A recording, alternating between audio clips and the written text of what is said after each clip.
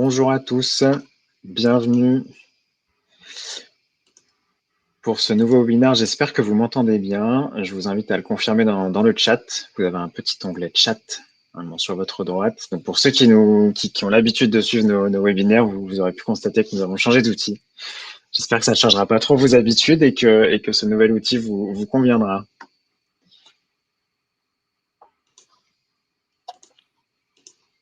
On va juste attendre quelques secondes que les retardataires éventuels arrivent.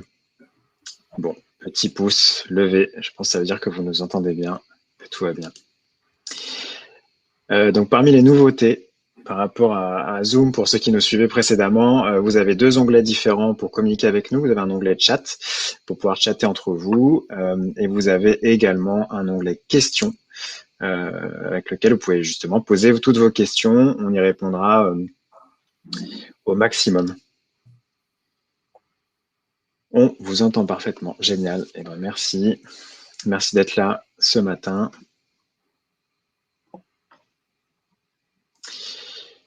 Et pour ceux qui sont déjà là, je crois que vous pouvez également dès à présent télécharger le support de présentation. Vous devriez avoir un petit onglet de téléchargement en haut à droite de la présentation. Ce qui n'est peut-être pas le cas pour les membres ou les intervenants, donc ne vous inquiétez pas si vous ne le voyez pas. En effet. Bonjour Laurence, bonjour Emmanuel, bonjour Jean-Pierre. Comme je disais, on attend un tout petit peu, encore 1 minute maximum que les retardataires arrivent.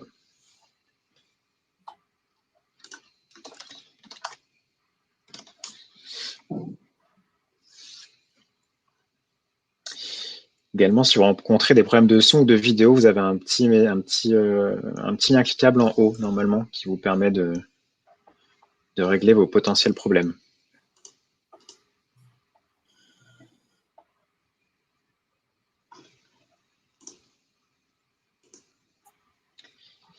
Bonjour Maïwen. Bonjour Véronique. Et pour terminer, je vous rappelle aussi qu'on vous recevrez un lien vers le replay à l'issue du webinaire. Vous pourrez voir ou revoir le webinaire.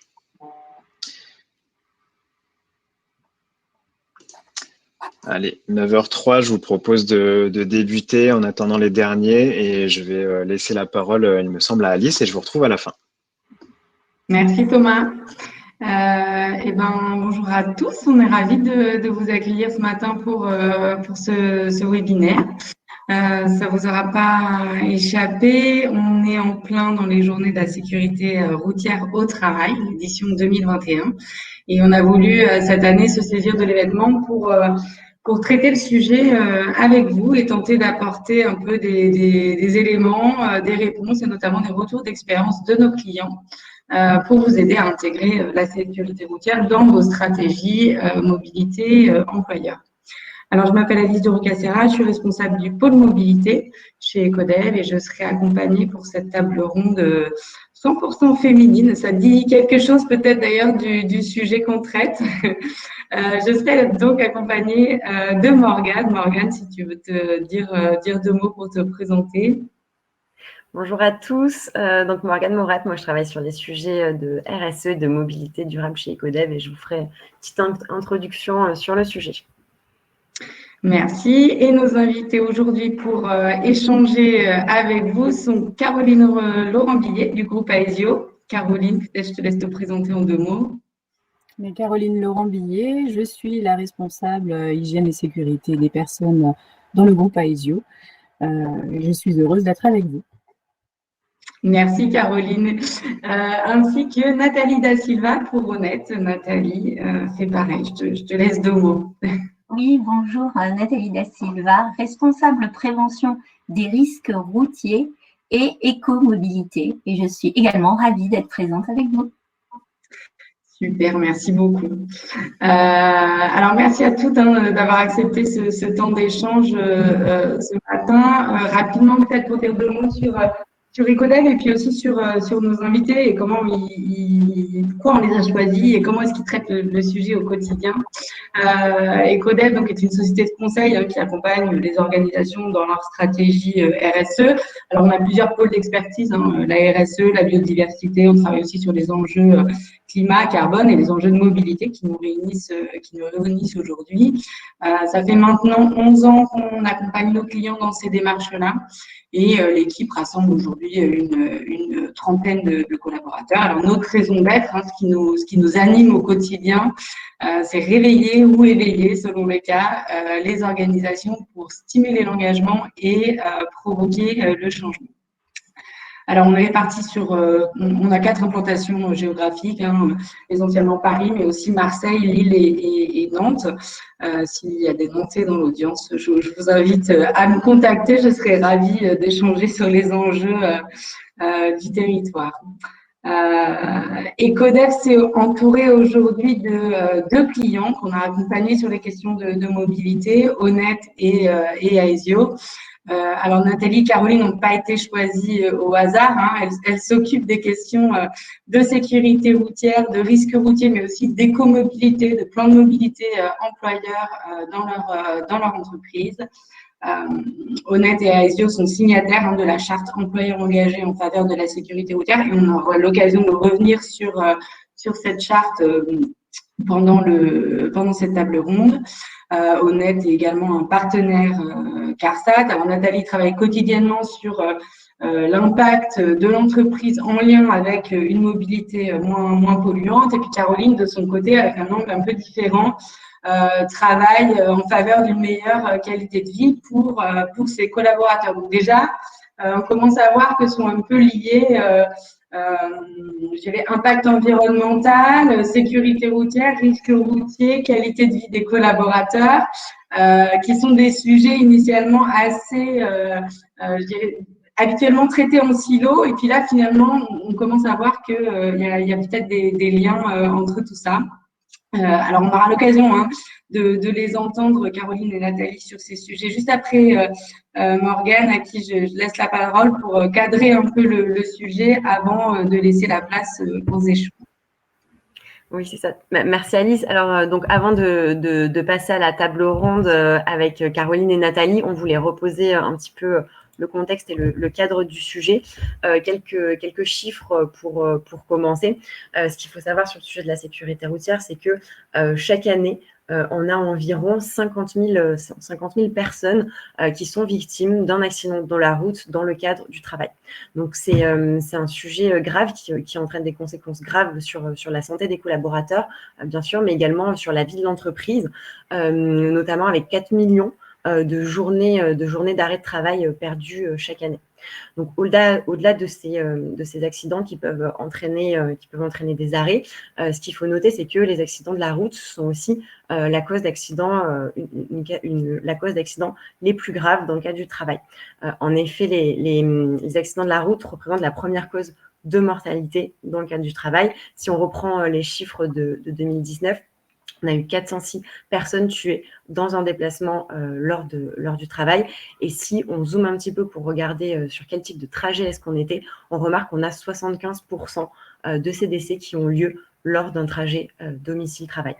Parce que quand on parle d'accidents dans le cadre du travail, on va avoir 2 types différents d'accidents. Je pense que c'est quelque chose que vous savez. On va avoir donc les accidents dans le cadre des déplacements professionnels qu'on va appeler donc les accidents de mission et les accidents dans le cadre des déplacements domicile-travail qu'on va appeler les accidents de trajet. Donc sur ces sujets, qu'est-ce qui est fait par les entreprises? Donc on va avoir différentes choses, tout simplement d'abord parce qu'on va avoir des actions, on va avoir des choses qui vont être obligatoires à mettre en place pour les entreprises, mais on va également avoir des actions qui vont être mises en place de manière volontaire. Donc pour commencer, ce que nous montrait le chiffre juste avant, donc c'est qu'on avait 75% des accidents mortels réalisés sur les trajets domicile-travail. Donc finalement, les accidents de mission semblent être les moins accidentogènes.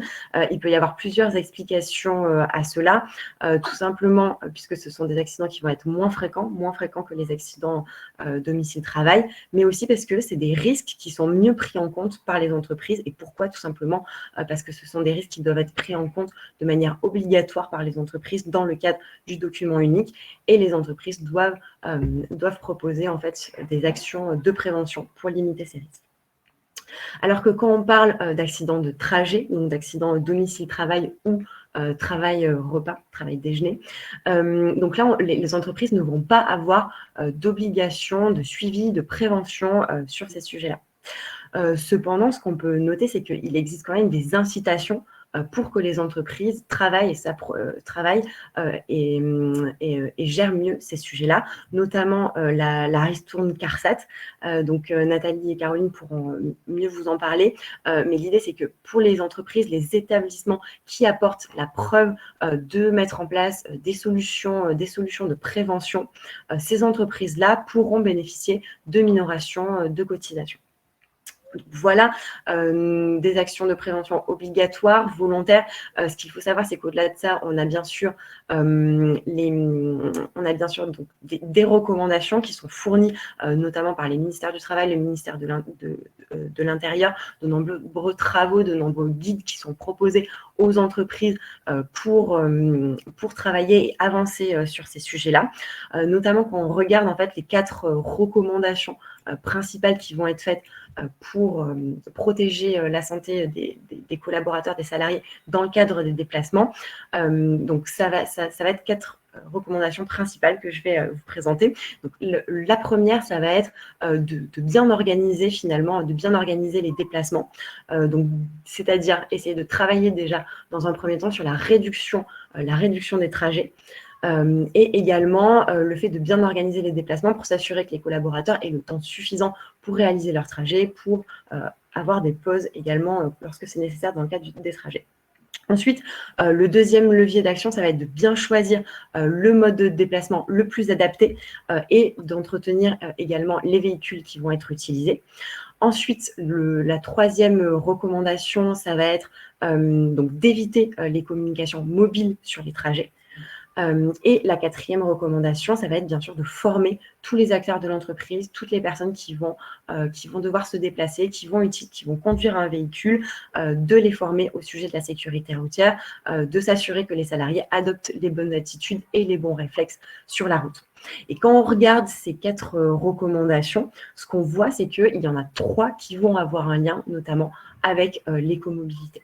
Donc, bien sûr, on ne va pas avoir le sujet de réduire les communications mobiles, mais par contre, les 3 autres vont avoir un lien avec l'écomobilité. Donc, dans un premier temps, le fait de réduire les déplacements, ça va avoir un impact sur la réduction du risque routier, mais également, ça va avoir un impact environnemental. Le fait de choisir le bon véhicule adapté, ça va permettre notamment donc de réduire le risque routier lié à l'utilisation de la voiture individuelle. Et cet aspect-là va avoir également un impact environnemental. Et enfin, l'aspect formation, le fait de former les collaborateurs à une conduite plus responsable, ça va également permettre de limiter la consommation lors des déplacements en voiture, donc, et de promouvoir des attitudes qui vont permettre justement de limiter les émissions lors des déplacements. Voilà sur ce sujet. Donc, pour continuer, ce qu'il faut savoir, c'est qu'il y a également les dirigeants d'entreprise qui se mobilisent pour essayer de porter ces sujets sur le devant de la scène. Donc, il y a différentes initiatives qui sont à noter et que Nathalie et Caroline vous reparleront notamment de ces sujets. Ce qu'il faut savoir, c'est que les dirigeants d'entreprise ont souhaité, pour aller plus loin, en 2016, créer un programme employeur engagé sur le sujet de la sécurité routière pour vraiment promouvoir ce sujet au sein des entreprises. Donc, ce programme, il met à disposition des employeurs différents outils. Donc, dans un premier temps, donc, une charte de l'employeur engagé qui va finalement édicter les grands principes pour promouvoir une meilleure sécurité routière. Et ensuite, il va y avoir également d'autres outils pour communiquer, pour aider les entreprises à communiquer, pour aider les entreprises à se réunir avec des clubs d'entreprise, à se réunir, à partager les bonnes pratiques sur le sujet. Donc, ce programme employeur engagé a été lancé en 2016 et l'année suivante, en 2017, il y a un événement, donc l'événement pour lequel on est réunis aujourd'hui, donc les journées de la sécurité routière au travail, qui a été lancé, qui a été créé en 2017, justement pour continuer à communiquer et à promouvoir ce sujet dans les entreprises. Ce qu'on peut voir, c'est que on voit qu'il y a un engouement autour de ces sujets, puisqu'aujourd'hui, en 2021, on a plus de 1500 entreprises et administrations qui ont signé la charte employeur engagé et qui se sont engagés pour une route plus sûre. Vraiment, les objectifs de ces démarches, ça va être de sensibiliser massivement sur le sujet, de faire parler de ce sujet pour développer une culture partagée de la sécurité routière. Ce qu'il faut savoir, c'est que vraiment, quand on parle de sécurité routière, on est sur du comportemental, de l'attitude. Donc, vraiment, la communication, ça va être un point essentiel pour faire avancer le sujet. Alors, je voulais juste vous faire un petit point également sur la charte des employeurs engagés pour que vous ayez en tête finalement quels sont les piliers sur lesquels les entreprises s'engagent. Donc, il va y avoir 7 piliers. Donc, le premier, ça va être limiter les conversations téléphoniques au volant au cas d'urgence. Le second sujet, ça va être le fait de prescrire la sobriété sur la route. Le troisième sujet, ça va être le fait d'exiger le port de la ceinture de sécurité. Ensuite, on va avoir le fait de proscrire le dépassement des vitesses autorisées. Le fait d'intégrer des moments de repos dans le calcul des trajets et finalement de permettre aux collaborateurs de bien s'organiser sur leurs déplacements. Le point 6, ça va être le sujet de la formation, le fait de favoriser la formation à la sécurité routière. Et enfin, le sujet des deux roues, le fait d'encourager les conducteurs de deux roues à mieux s'équiper et à être vigilants sur les trajets. Donc voilà pour cette petite introduction. Simplement, donc je vous ai remis des éléments de communication qui sont proposés, que vous pourrez retrouver sur le site de la sécurité routière. Donc, ce qu'il faut savoir, c'est que vous allez trouver énormément de contenu, de vidéos, d'affiches, de documentation sur le sujet sur ce site. Et donc, juste pour conclure, l'idée, c'est de ne quand même pas oublier que quoi qu'en dise votre client, votre patron, votre manager, cette réunion n'est pas une question de vie ou de mort et qu'il faut toujours garder en tête que la sécurité des collaborateurs est primordiale. Voilà pour cette introduction. Je vous propose de commencer dès à présent la table ronde. Et je vais vous redonner la parole, Caroline et Nathalie. Donc, vous vous êtes présentées brièvement au début, mais je vais vous laisser nous expliquer un petit peu mieux vos fonctions, votre quotidien, finalement, en quoi vos postes consistent et comment est-ce que vous traitez chacune d'entre vous la sécurité routière au sein de vos entreprises.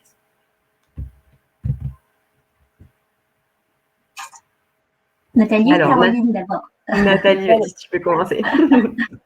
Oui, donc bonjour.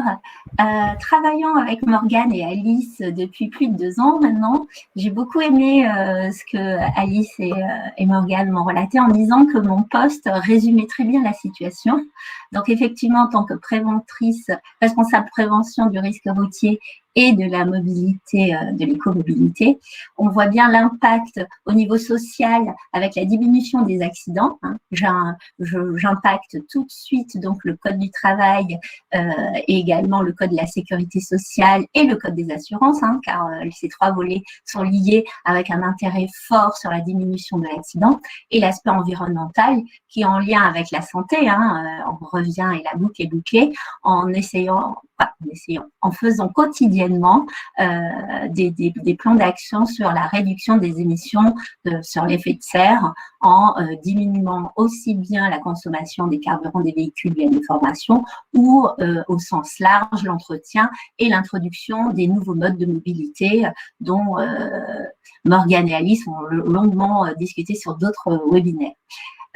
Donc, l'impact du quotidien, c'est vraiment pour Honnête, mais depuis 2002, Honnête s'était inscrit dans une démarche de un présent pour le futur. C'était un engagement fort avec le rapport de développement responsable, avec toutes les pistes d'action que Honnête avait menées aussi bien sur les modes propres, mais également sur des formations d'éco-conduite. Et on voit bien l'impact de analyser notre accidentologie avec des messages forts, mais aussi modifier les habitudes quotidiennes de déplacement avec des modes plus doux ou plus propres. Donc là, c'était la démarche en amont. Ensuite, on a fait une charte du bon conducteur qui ressemble parfaitement à la charte de la sécurité routière que vous venez de montrer, avec les 7 engagements forts sur lesquels nos conducteurs sont sensibilisés quotidiennement, avec une politique d'entreprise forte, mais aussi sur les déplacements de trajet, car quand on rentre à son domicile, on essaye de garder ces bonnes habitudes du travail et de les maintenir pour rentrer chez soi en toute sécurité. Donc, on voit bien l'impact de rentrer en sécurité et si on a des véhicules propres et des habitudes de conduite en mode éco-conduite, avec une diminution donc, de nos émissions d'effet de serre.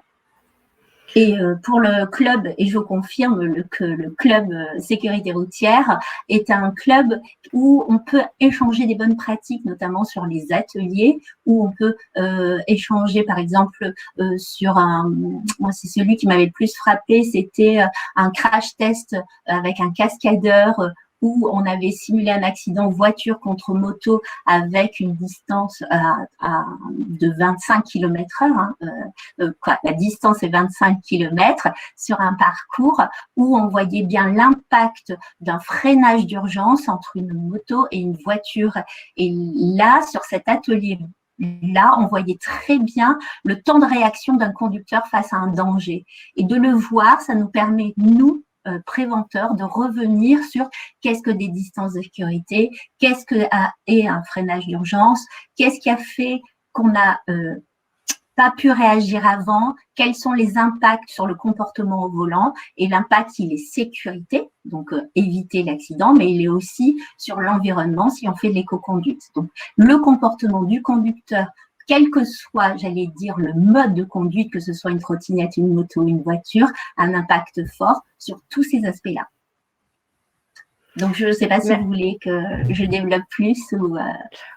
On va y revenir au fil des questions. Merci Nathalie. Okay. Merci. Du coup, Caroline, est-ce que tu peux toi aussi à ton tour, s'il te plaît, représenter ton poste finalement.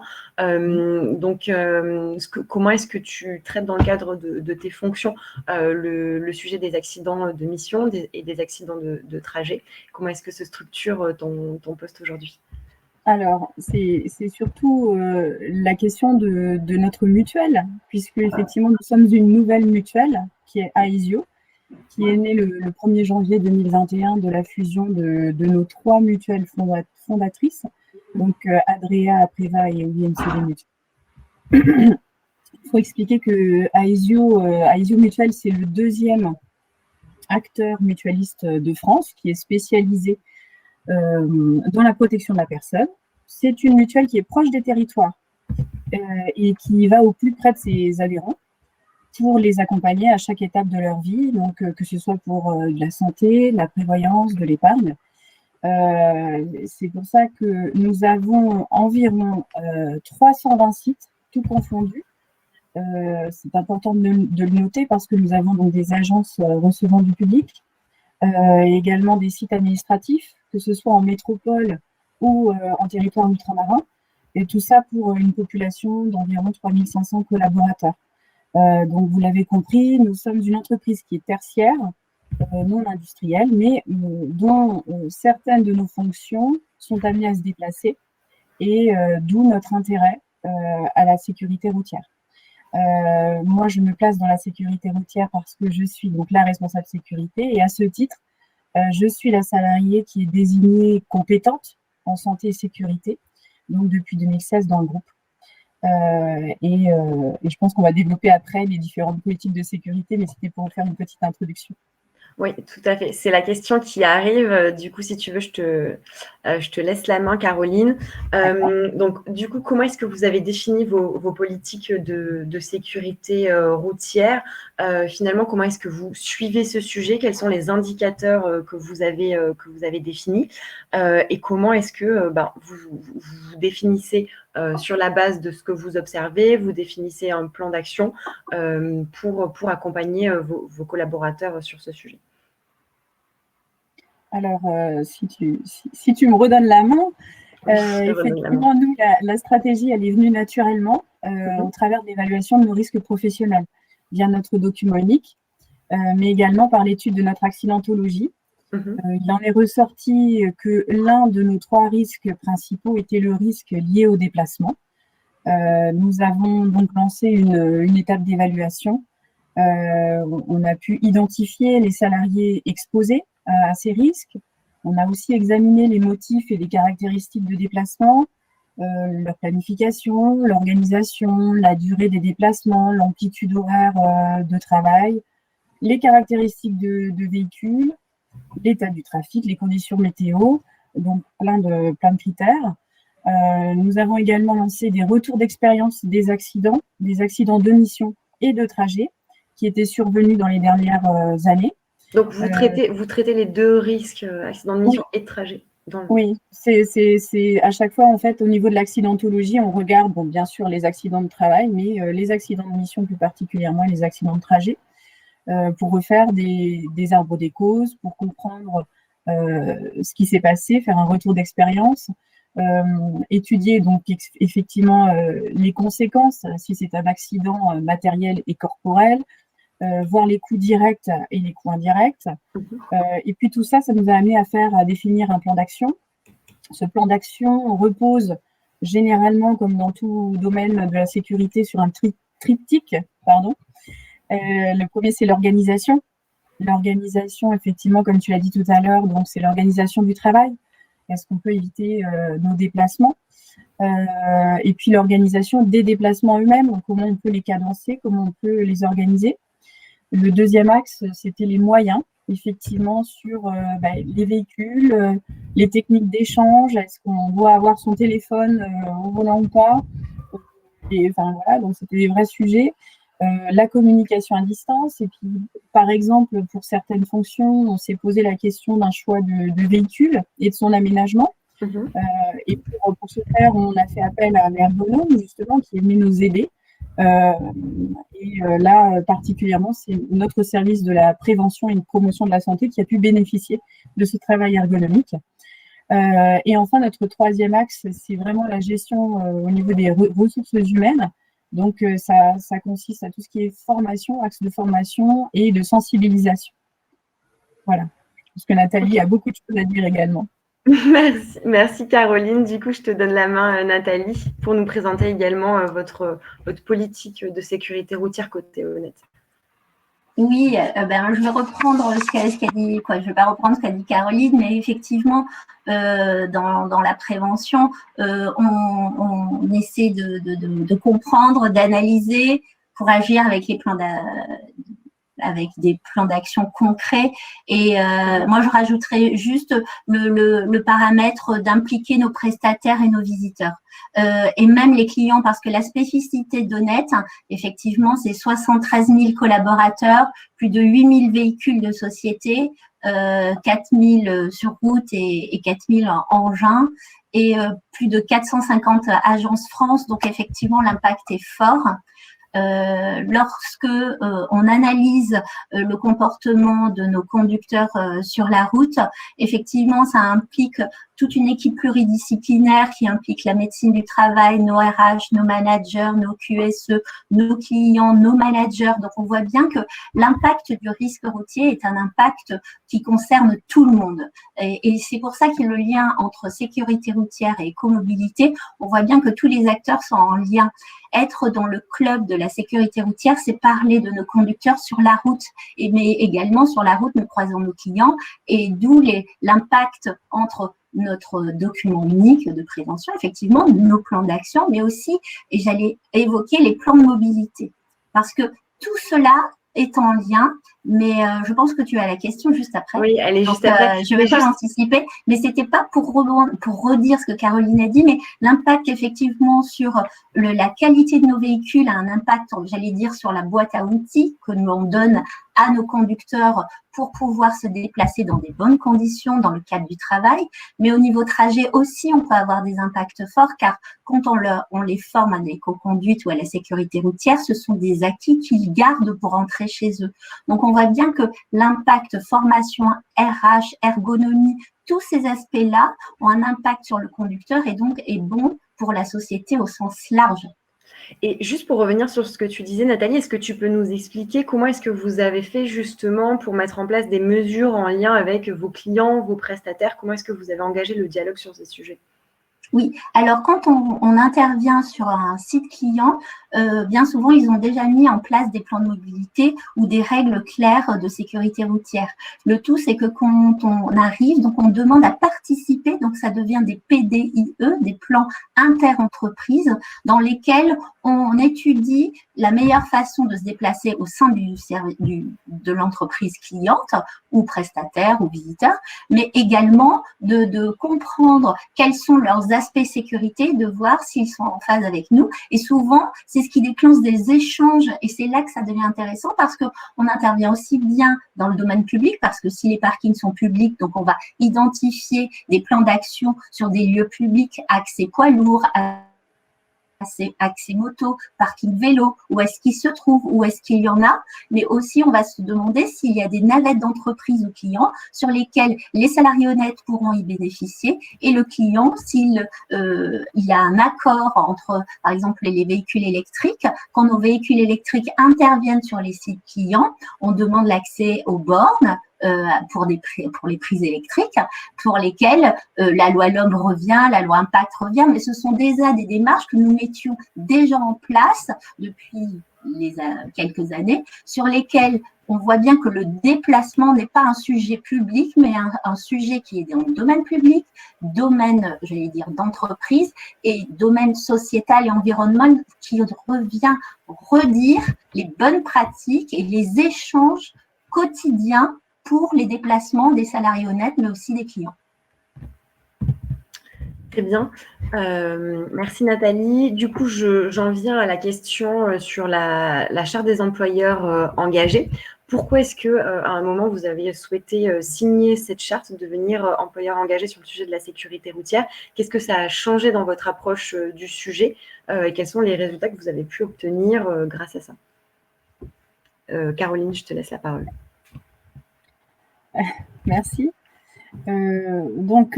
Après avoir pris conscience de l'importance du risque, nous, notre direction générale a souhaité s'engager plus avant, avec une réelle volonté d'agir.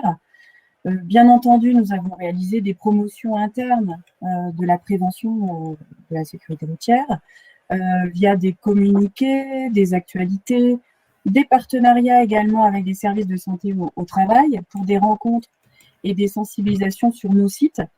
Nous avons même lancé des événements en lien avec les journées de la sécurité routière.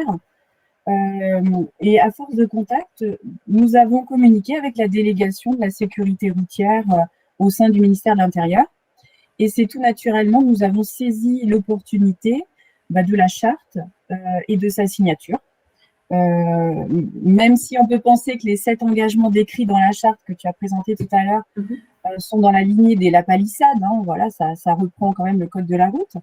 Il était important pour notre directeur général de la signer et nous avons renouvelé notre signature dès la création d'AISIO. Alors cela nous a permis effectivement de faire partie d'un club, du club des employeurs engagés, de bénéficier d'un lieu d'échange, de partage d'expériences, de connaissances qui était pour nous très important, de gagner en compétences, surtout dans l'élaboration de stratégies de prévention, parce qu'on pouvait justement faire un benchmark, donc se comparer aussi et apprendre beaucoup des autres, de gagner en compétences dans l'organisation de nos déplacements, de voir les différentes formations, la sensibilisation qu'on pouvait offrir à nos personnels. Et puis également, on pouvait, grâce à ce club, valoriser en externe le fait de faire partie d'un groupe d'employeurs engagés en utilisant le logo d'entreprise engagée, par exemple, accolé à notre logo. D'ailleurs, c'est lors d'une des journées d'échange que j'ai pu rencontrer Nathalie Da Silva, que je remercie pour sa disponibilité et pour son inspiration. Merci Caroline, du coup très clair pour ce point-là. De ton côté Nathalie, est-ce que tu vois autre chose à ajouter sur ce que vous a apporté justement la signature de cette charte?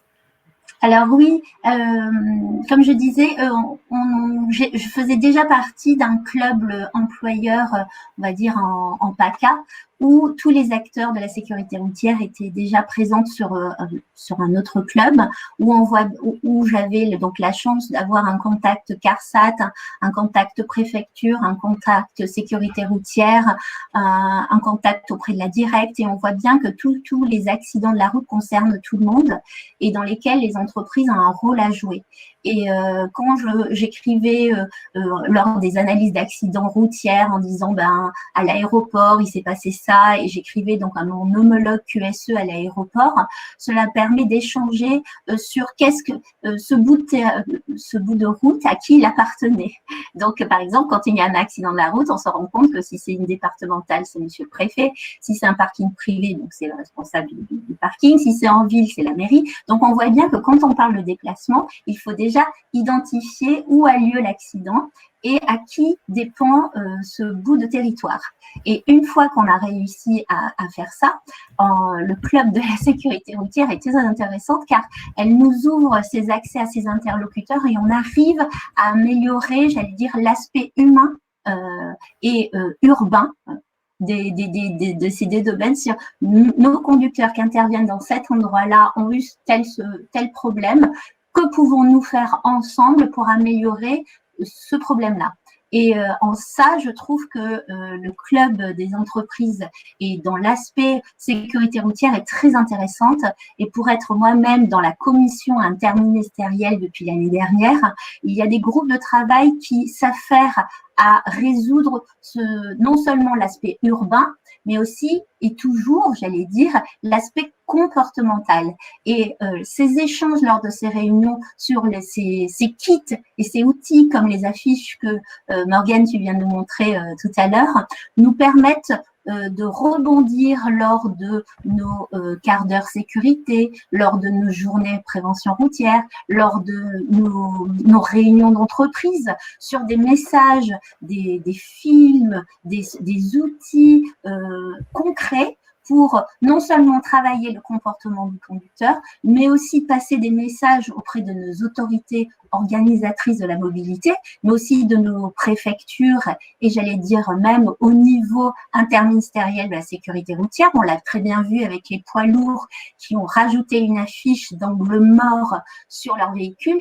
C'était une démarche de groupe de travail sur lesquels nous avions travaillé il y a quelques années déjà et sur lesquels on s'est interrogé sur comment modifier ce comportement volant. Parce que l'objectif, il est commun, c'est comment faire tous les jours pour diminuer nos accidents. Et bien souvent, on se rend compte que 90% des accidents sont liés au comportement du conducteur. Donc, on essaye d'avoir un impact sur le conducteur. Ok. Donc finalement, ce programme employeur engagé pour vous représente un vrai atout pour vous apporter justement des outils, des idées, de l'inspiration, un vrai réseau aussi pour avancer sur ces sujets. Exactement. Et c'est pour ça qu'en 2016, les signatures auprès des entreprises a été créées pour faire un rappel, comme disait Caroline, du code de la route, mais notre permis, nous l'avons. Donc, c'est juste un rappel du code de la route, effectivement, bien résumé dans le cadre du travail. Mais c'était un message fort et honnête, tenait absolument être dans les premiers, donc en 2016, à le signer, car nous travaillons justement au quotidien avec nos 73 000 collaborateurs pour rappeler ces messages de prévention quotidiens et directement liés au risque routier. Ok, c'est noté pour ce point. Et du coup, on en vient finalement à la question. On a commencé à l'évoquer, tu l'as pas mal évoqué, notamment Nathalie, tu as pas mal fait le lien entre la démarche sécurité routière finalement et les plans de mobilité. Est-ce qu'on peut revenir sur ce sujet? Est-ce que tu peux, par exemple, Nathalie, nous réexpliquer concrètement, quand tu parles de sécurité routière, plan de mobilité, PDIE, concrètement, comment s'imbriquent ces deux démarches? Oui. Alors, la loi LOM est revenue justement parler des plans de mobilité en 2019 sur les plans de mobilité et l'obligation de négocier donc un forfait mobilité durable. Mais la CARSAT avait déjà évoqué ce point-là lors de la ristourne trajet où elle nous demande est-ce qu'on a mis en place des choses concrètes sur les sites. Et les choses concrètes, comme disait Caroline ou vous l'évoquez, c'est non seulement étudier les horaires, les déplacements, les modes, mais aussi l'heure du déjeuner. Qu'est-ce qu'on prévoit à l'heure du déjeuner? Est-ce que vous avez mis en place des crèches d'entreprise? Est-ce que le salarié a accès à un club de sport pour ne pas se déplacer vers un autre club de sport? Est-ce que le salarié a accès à une cantine d'entreprise? Toutes ces choses-là sont évoquées dans la ristourne de trajet, mais aussi dans les plans de mobilité. Pourquoi? Pour éviter un déplacement inutile, car les meilleurs déplacements, c'est celui qu'on ne fait pas. Et donc, on est tous d'accord avec ça. Donc, comment faire pour que nos collaborateurs restent sur un endroit sécure où tout est à sa disposition, j'allais dire. Donc, ce travail se fait vraiment en collaboration avec le client, si je parle de mes collaborateurs qui interviennent chez les clients, mais par exemple au siège également, se poser les mêmes questions avec les crèches d'entreprise, avec la cantine d'entreprise, où est-ce qu'on a mis souvent en place, c'est des accords avec le restaurant qui est pas trop loin de l'entreprise, avec des menus spécifiques, par exemple pour l'heure du déjeuner pour nos collaborateurs, avec par exemple un menu sans alcool, donc pour revenir sur le risque routier, et c'est une mesure incitative pour dire, ben voilà, il est juste à côté, tu peux y aller à pied, et ensuite, et en plus, tu as un menu qui est négocié, sécure, pour ton heure de déjeuner. Donc, tous ces aspects-là de prévention et de plan de mobilité qui sont faits dans le cadre de la loi L'Homme rejoint à limiter au maximum les déplacements, mais surtout de mettre des actions concrètes pour que nos collaborateurs restent sur un même lieu et se déplacent le moins possible avec tous les services qui correspondent à son besoin. Parfait, très clair, Nathalie, merci. Je sais qu'il y a d'autres mesures, là tu as parlé beaucoup de comment est-ce qu'on reste au maximum sur son site, comment est-ce qu'on essaye de limiter les déplacements, quand on doit se déplacer, et notamment faire des longs trajets. Justement, quelles sont les mesures qu'on peut mettre en place justement pour limiter les risques routiers et avoir aussi et limiter l'impact environnemental? Alors, il y a deux façons de limiter l'impact. Un, c'est le mode, l'outil de travail qui est le véhicule. Quel est le type de véhicule qu'on a mis en place? Donc, l'avantage sur Honnête, c'est que ce sont des véhicules qui sont régulièrement modifiés car nos délais, c'est de la location courte durée, donc ils sont bien équipés. On diminue au maximum le CO2 avec l'introduction dans une car policy de flotte de véhicules électriques, hybrides, à très peu d'émissions de CO2. Donc ça, c'est vraiment sur l'aspect outil du véhicule, mais aussi l'aspect, et je reviens, comportemental, car nous avons formé plus de 7000 collaborateurs à la formation éco-conduite. Une formation éco-conduite permet quoi? Permet d'identifier c'était en 2 temps, on a fait des formations de 1h30 sur lesquelles le collaborateur fait un parcours de 14 km en dite conduite classique dans un premier temps. Ensuite, on rappelle les règles d'éco-conduite et il refait le même parcours en mode éco-conduite et on voit bien la diminution non seulement de l'émission de CO2 de ce véhicule qui apparaît à l'écran, mais aussi le comportement lié à l'utilisation de l'inertie du véhicule. Si on utilise bien l'inertie du véhicule, on garde ses distances de sécurité et là, c'est le modèle type de si j'ai un bon conducteur éco-conduite, j'ai un bon conducteur sécurité routière tout court, car il garde en permanence ses distances sécurité, il n'est pas brusque au volant, et ça me permet sur des longs parcours, non seulement de les rendre plus sécures, mais également de rendre ce déplacement plus propre, car je lui ai mis en main un outil moins énergivore, j'allais dire, au niveau environnemental.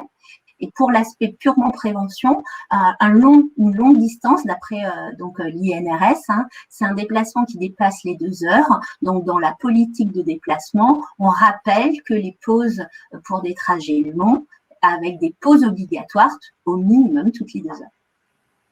Super, merci beaucoup Nathalie. De ton côté Aesio, Caroline, comment est-ce que vous vous organisez justement? Est-ce qu'il y a une articulation entre ces deux démarches, entre la démarche sécurité routière et la démarche mobilité durable? Alors, oui, mais comment réduire le risque routier, enfin, en tout cas, le risque, si on ne le connaît pas, donc d'abord, on s'est attaché à l'identifier, à le diagnostiquer, et donc, dès 2018, nous avons saisi l'opportunité des plans de mobilité. Effectivement, il y avait l'article 51 de la loi sur la transition énergétique qui en parlait, et également, nous avons pris conscience des plans de protection de l'atmosphère qui étaient présents dans certaines régions, l'Île-de-France, Nord-Pas-de-Calais, PACA, où on pouvait être présent également. Donc, les entreprises qui étaient implantées dans ce périmètre de plan de déplacement urbain et qui avaient plus de 100 travailleurs, 100 collaborateurs sur un même site, devaient élaborer ce plan de mobilité pour améliorer la mobilité du personnel. Donc, le plan de mobilité a pour vocation de rationaliser tous les déplacements liés à l'activité d'une organisation, les déplacements domicile-travail et les déplacements professionnels. L'objectif affiché est effectivement d'optimiser l'utilisation de la voiture individuelle en favorisant l'utilisation de modes de transport alternatifs plus respectueux de l'environnement. Alors, cela nous a apporté une nouvelle perspective. On conciliait ainsi la prévention du risque routier, l'amélioration de la santé en prévenant la fatigue et les accidents, l'impact social avec les nouvelles réflexions d'organisation comme télétravail, le tiers-lieu, voilà, et l'intérêt environnemental avec le bilan carbone. Ça a été une riche aventure et qui se poursuit encore actuellement. Il faut savoir que de 4 sites au départ, nous en sommes à 20 sites diagnostiqués du point de vue de l'accessibilité, avec une analyse des usages. Cette dernière analyse des usages est permise par des échanges avec nos collaborateurs qui sont au centre du projet. Et le sujet est porteur. Sur un site, nous avons pu atteindre 95% de taux de réponse. Et nous sommes actuellement en cours de recrutement en interne de référents mobilité en local pour entretenir nos liens avec les AOM, donc les autorités organisatrices de la mobilité. D'ailleurs, nous avons incorporé dans la fiche de mission de nos référents mobilité 2 volets, le volet mobilité et le volet prévention au niveau de la sécurité. S'intéresser à nos collègues, savoir comment ils viennent au travail par ces études domicile-travail, mais aussi comment ils peuvent se déplacer par le travail, donc aller d'un site à l'autre et par quels moyens. Et tout ça nous a permis d'ouvrir nos réflexions et notre organisation a un nouveau management, un management plutôt hybride à distance, pour partie. Alors bien sûr, avec la Covid qui a accéléré les choses, hein, on ne se voile pas la face, mais également via la mise en place d'une direction de la qualité de vie au travail chez Aesio, aussi d'une direction de l'engagement sociétal. On travaille également sur un projet d'entreprise TCAP. Alors, ça veut dire travailler, échanger, collaborer autrement, c'est possible. Et d'autres sujets pour transformer notre organisation du travail afin de permettre à chacun d'être bien au travail et de favoriser l'engagement des collaborateurs. Vous constatez que les enjeux santé et sécurité de ces plans de mobilité sont donc majeurs. La mobilité a des conséquences immédiates sur des conditions de réalisation du travail, comme la fatigue, le stress dû au travail, enfin au retard par exemple, ou à des urgences où on peut être stressé, les temps d'intervention qui peuvent être réduits par des déplacements. Donc, il y a aussi des conséquences qui sont différées sur la santé des salariés, comme les lombalgies, les troubles musculo-squelettiques. Et c'est pour ça que pour nous, concilier les deux, c'était un bénéfice gagnant-gagnant. Super, merci beaucoup Caroline, c'est parfait, merci pour ces partages d'expérience Nathalie et Caroline, j'espère que ça aura donné des idées aux participants justement pour faire le lien entre ces deux sujets. Et pour finir rapidement avec la dernière question, est-ce que vous avez des conseils à donner aux participants qui ne sauraient pas comment animer les journées de la sécurité routière? Est-ce que vous avez des idées de choses qui ont bien fonctionné, côté Honnête, côté Aesio? Nathalie, tu peux je prends la commencer. parole? Oui. Oui. Alors, moi, j'allais dire que tous les moyens sont bons pour parler de la sécurité routière. Tous les canaux de communication sont bons. Mais effectivement, les blogs, pour répondre à toutes les questions, par exemple, pour la mise en place des 80 km/h, j'avais mis en place un blog parce que j'avais beaucoup de questions, mais qui étaient pertinentes. Hein. C'était pas forcément des revendications. C'est de la petite question quand je n'ai pas le panneau de 80 km/h, est-ce que le critère s'applique? Donc, c'était des questions concrètes. Et plutôt que de répondre à personne, j'ai créé un blog où toutes les questions de sécurité routière apparaissent et vit toujours. Donc, on voit bien que la demande questions-réponses est importante. Les réunions de fin d'année sont des bons biais, des journées dédiées comme la semaine de la mobilité, les semaines sécurité routière sont des bons biais, les films sécurité routière diffusés à des moments clés auprès de ses collaborateurs, les ateliers avec des addictologues, des médecins addicts qui travaillent sur l'addiction, dans lesquels ils sont venus mesurer avec les collaborateurs les verres, qu'est-ce qu'une dose barre, comment je peux gérer tel alcool par rapport à tel alcool. Nous avons travaillé également avec la médecine du travail sur la vision. Est-ce que nos conducteurs voient bien? Donc ça, c'est des ateliers qui ont beaucoup plu. J'allais dire tous les ateliers qui parlent du comportement au volant, qui parlent des films de prévention. Il y a beaucoup de kits sécurité routière qui sont sur le site de la sécurité routière que vous pouvez réutiliser et qui sont très très bien faits avec des psychologues qui parlent de tous les domaines spécifiques, sont des bonnes actions. Moi, je varie le tout. Je mets aussi bien des blogs, je mets des films, je vais créer un site internet. Et là où je vois l'impact, c'est lors des analyses d'accident du risque routier. Quand on fait une analyse de l'accident, on voit sur quel domaine il va falloir revenir. C'est un peu mon audit interne à moi qui me permet de voir où est-ce qu'il y a eu une incompréhension, où est-ce qu'il faut revenir. Donc, suivre les indicateurs d'accidentologie est un bon biais pour bien ensuite cibler sa communication et cibler l'impact ou le biais ou les lieux sur lesquels il va falloir intervenir. D'autres conseils de ton côté, Caroline, pour animer ces journées de la sécurité routière au travail? Alors, effectivement, il est à souligner que la délégation de la sécurité routière, elle met vraiment à disposition plein d'outils sur son site et elle nous accompagne à chaque fois qu'on a des questions. Chaque année, nos journées, elles sont uniques et on essaye de se renouveler autant que faire se peut. Nous avions programmé bien évidemment nos journées en amont et on devait faire des animations sur site avec des diffusions de flyers et des documents floqués à nos couleurs. Bon, force est de constater qu'avec la crise sanitaire, il était inenvisageable de réaliser des regroupements de nos collaborateurs autour d'activités ludiques ou d'expositions dédiées. Alors, on a fait le choix, avec l'appui de notre direction de la communication, de digitaliser nos communications. Et donc, on utilise tous les outils informatiques mis à notre disposition. Alors, autant l'intranet, Yammer, Teams, comme support de nos informations. Alors, les journées de la sécurité sont réunies en une seule semaine. Donc, c'est vrai qu'il faut être assez percutant sur la semaine. Et on a donc un programme, une animation quotidienne sur des thèmes choisis. Alors, ça peut être mai à vélo, les nouveaux modes de déplacement comme les trottinettes électriques, des bonnes pratiques, les innovations. On va faire un focus sur les innovations. Et puis aussi, on a des petits moments un peu plus légers comme vous aimez bien plaire et vous en avez marre que ce soit un radar qui flash sur vous. Voilà. Donc, moi, le conseil, l'un des conseils pour faire de ces journées un succès, c'est vraiment de les préparer bien en amont et puis d'être fédérateur sur des thématiques qui intéressent les gens.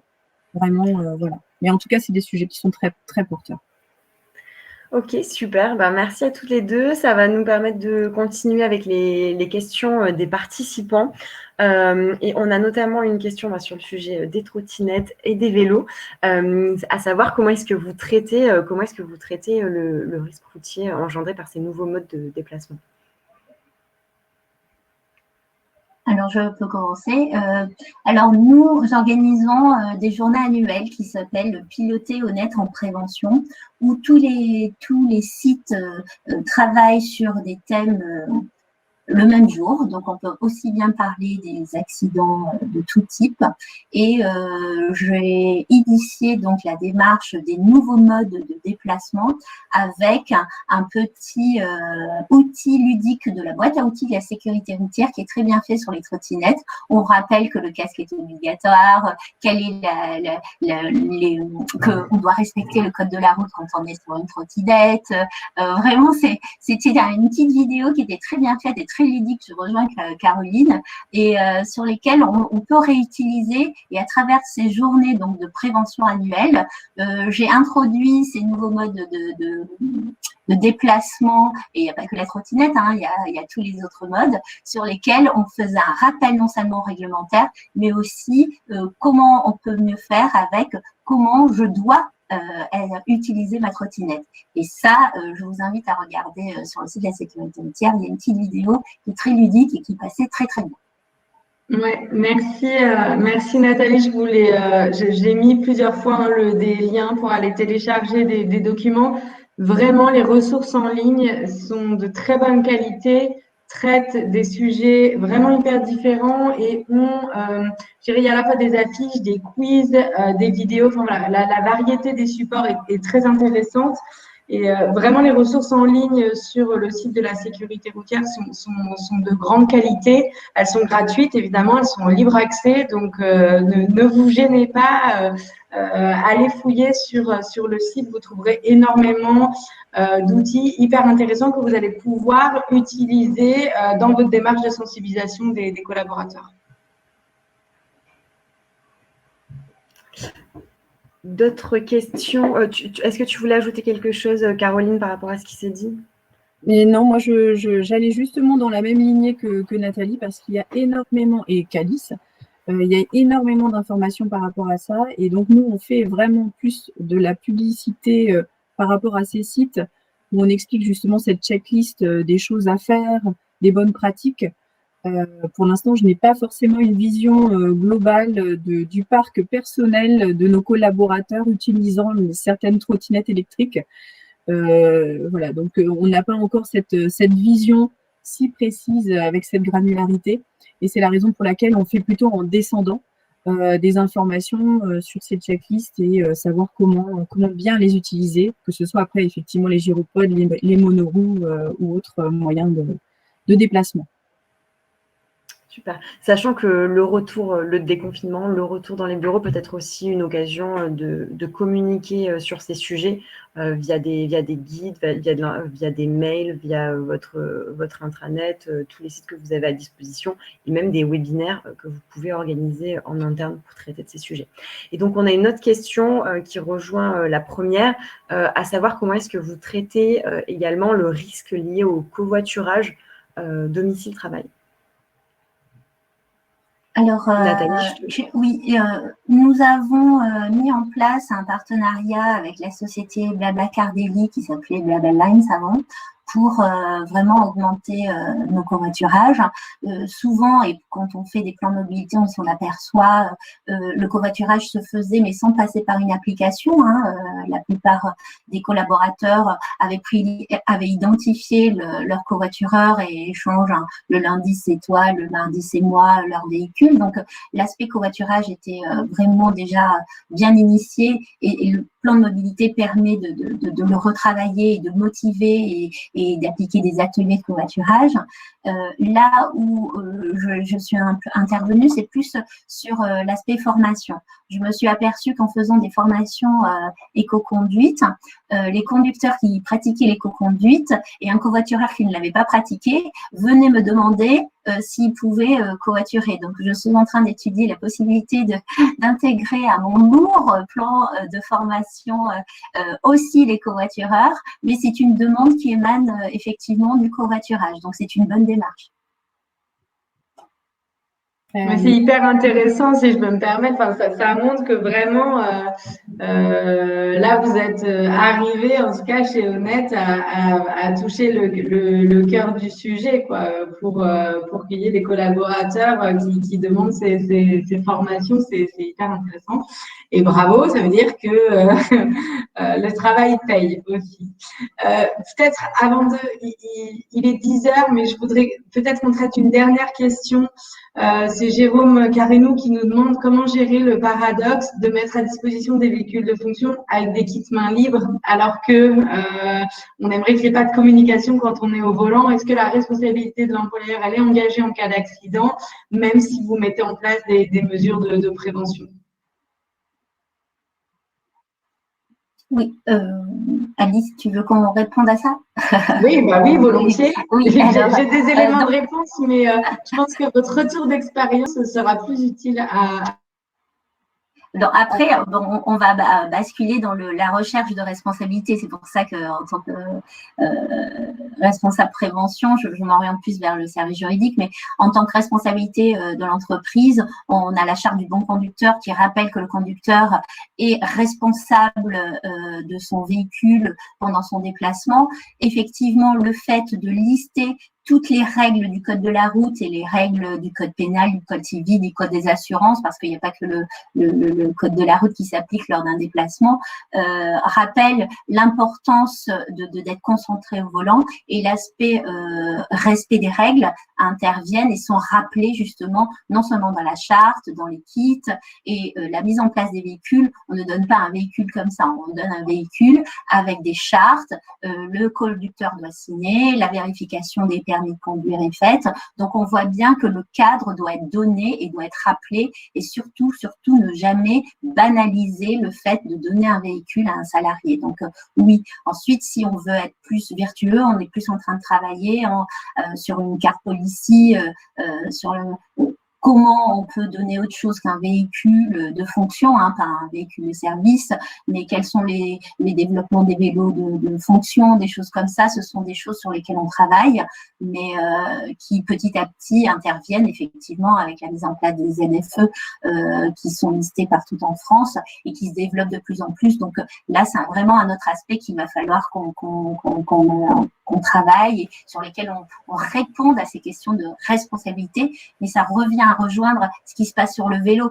Le vélo, on prône le vélo, mais si je n'ai pas une piste cyclable sécurisée, qu'est-ce que je fais moi en tant qu'employeur? Est-ce que je fournis un vélo et dans ce cadre, c'est ma responsabilité qui est remise en cause, ou est-ce que j'aide le salarié à s'acheter un vélo? Donc voilà, vraiment, c'est une démarche très juridique. C'est pour ça que je demandais si c'était Alice qui voulait répondre à ça ou pas, mais la limite, elle est là. C'est comment au niveau routier, on peut tout mettre en place au niveau sécure pour que les choses se passent bien.